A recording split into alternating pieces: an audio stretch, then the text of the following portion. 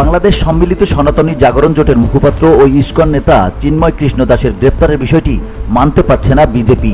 সোমবার রাতে এক প্রতিবেদনে এই তথ্য জানিয়েছে ভারতীয় সংবাদ মাধ্যম। দ্য ওয়াল জানিয়েছে, চিন্ময়ের মুক্তির দাবি করেছে ভারতের পশ্চিমবঙ্গ রাজ্য বিজেপি। এমনকি তাকে মুক্তি না দিলে বাংলাদেশ সীমান্ত সনাতনীরা অবরোধ করবে বলেও হুমকি দিয়েছেন রাজ্যটির বিরোধী দলনেতা শুভেন্দু অধিকারী। একই সঙ্গে কলকাতার বাংলাদেশ ডেপুটি হাইকমিশনার সামনে বিক্ষোভেরও হুমকি দিয়েছেন তিনি। সোমবার বিকেল 4:30টার দিকে বাংলাদেশ সনাতন জাগরণ মঞ্চের মুখপাত্র ও চট্টগ্রামের পুণ্ডরিক ধামের অধ্যক্ষ চিন্ময় কৃষ্ণ দাস ব্রহ্মচারীকে রাজধানীর বিমানবন্দর এলাকা থেকে হেফাজতে নেয় ঢাকা মহানগর গোয়েন্দা পুলিশ। পরে তাকে গ্রেপ্তার দেখানো হয়। পরে ইসকনের নেতা চিন্ময় কৃষ্ণ দাসের গ্রেপ্তার নিয়ে উদ্বেগ প্রকাশ করে রাতে বিজেপি নেতা শুভেন্দু অধিকারী সাংবাদিকদের কাছে দাবি করেন, বাংলাদেশের অন্তর্বর্তী সরকার হিন্দুদের উপর অত্যাচার করছে। এমনকি বাংলাদেশে হিন্দুদের অস্তিত্ব রক্ষার নেতা চিন্ময় কৃষ্ণ প্রভুকে ইউনূস সরকার গ্রেপ্তার করেছে।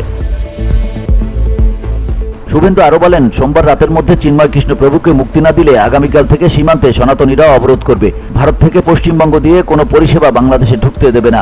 একই সঙ্গে কলকাতায় অবস্থিত বাংলাদেশের ডেপুটি হাই কমিশনারের অফিসেও টানা ঘেরাও অবস্থানের হুঁশিয়ারি দিয়েছেন পশ্চিমবঙ্গ রাজ্যের এই বিরোধী দলনেতা। শুভেন্দুর কথায়, বাংলাদেশে হিন্দুদের উপর যেভাবে দমন পীড়ন শুরু হয়েছে তাতে আমরা চিন্তিত, ব্যথিত। এই জিনিস আর বরদাস্ত করা হবে না।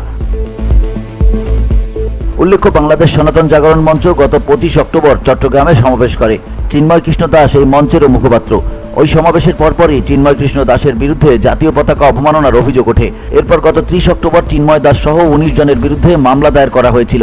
নগরীর কোতোয়ালি থানায় সেই মামলা দায়ের করেন ফিরোজ খান নামে এক ব্যক্তি।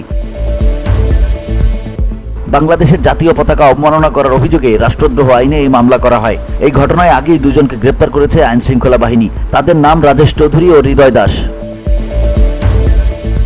সম্প্রতি বাংলাদেশ সনাতন জাগরণ মঞ্চ ও বাংলাদেশ সম্মিলিত সংখ্যালঘু জোট নামে দুটি সংগঠন বাংলাদেশ সম্মিলিত সনাতনী জাগরণ জোটের ব্যানারে কর্মসূচি পালন শুরু করেছে। নতুন এই জোটের মুখপাত্র করা হয় চিন্ময় কৃষ্ণ দাসকে। অন্যদিকে সম্প্রতি চিন্ময় কৃষ্ণ দাসকে বহিষ্কার করেছে ISKCON Bangladesh. VOD Bangla news desk.